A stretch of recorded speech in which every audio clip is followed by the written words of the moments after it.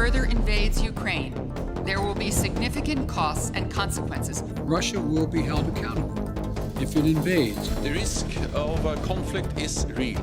This is an extremely dangerous situation. We're now at a stage where Russia could at any point launch an attack. The world continues to watch as 100,000 Russian troops stand on Ukraine's border. There's so many questions people have. From will Russia really invade? Will Europe defend Ukraine? And will the US intervene? As well as, is this the start of World War III? In order to make sense of this all, what we're witnessing today on the edge of Europe is really the current iteration of a centuries-long struggle.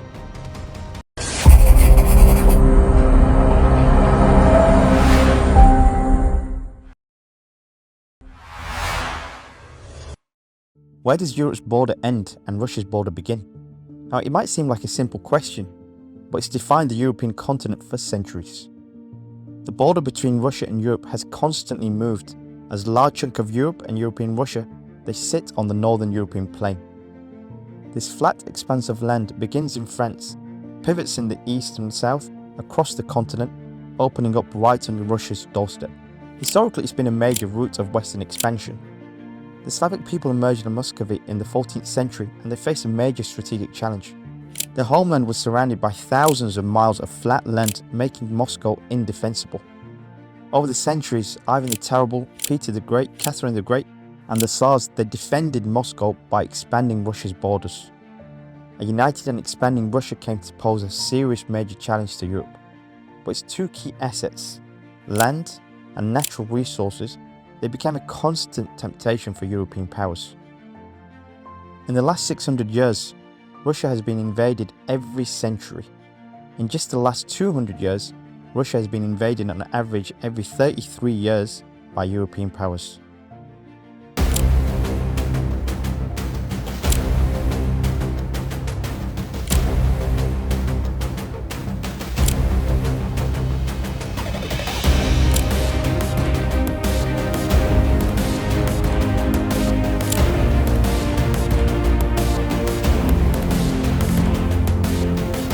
Europeans have for the last 600 years tried to expand Europe's borders into Russia. What emerged after World War II was Russia's borders expanded westward from Moscow nearly 1,000 miles, all the way up to Berlin in Germany. These were areas Russia had never occupied in its history. For the first time, Russia was able to expand deep into Europe and create a buffer zone between its heartland and its enemies, and Russia finally had that strategic depth it's always desired.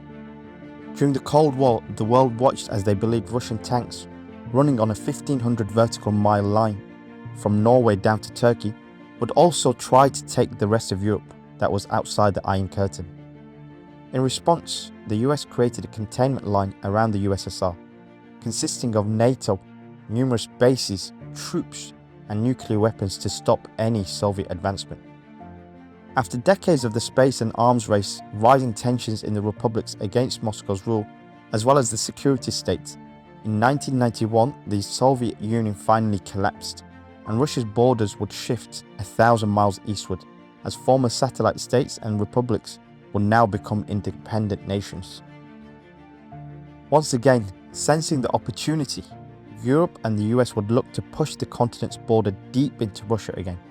But this time, rather than sending in the soldiers, they used NATO and EU membership. From 1991, many nations that were behind the Iron Curtain, one by one they joined Western institutions.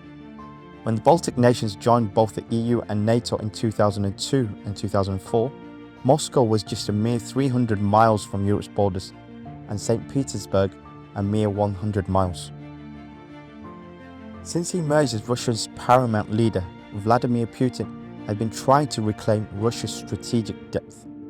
He's been able to slow down European encroachment with his invasion of Georgia in 2008 and by supporting pro-Russian leaders to power in its buffer regions, but not halt the centuries-old struggle of European encroachment eastwards. This is where Ukraine comes into the picture. Ukraine remains one of the very few nations that act as a buffer zone for Russia today. But since Euromaidan uprising in 2014, Europe has been integrating Ukraine to the West, and this has really got Russia worried. The deployment of 100,000 Russian troops is the modern version of a centuries-old battle between the Russians and the Europeans, who want to push their respective borders across the continent for power, wealth, land and resources. Ukraine is now the latest battle for this centuries-old struggle.